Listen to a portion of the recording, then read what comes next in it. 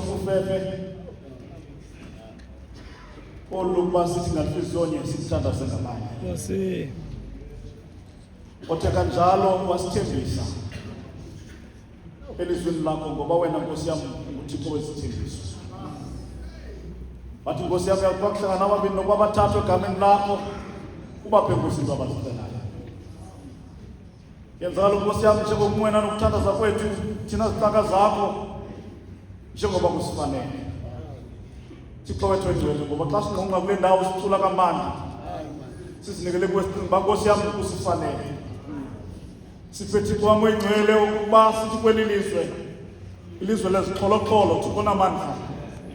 Ilizwe linganiki ithemba Thixo namandla amakhulu. Ilizwe Nkosi esinqaba inyaniso abantu benyaniso Nkosi bephela Thixo namandla. Bathi abo bathetha inyaniso bazingelwe bebulawa Thixo wethu engcwele.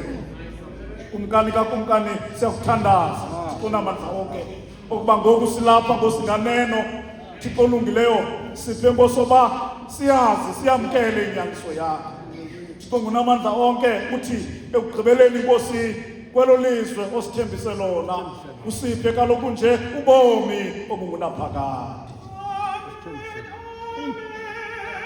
Amen.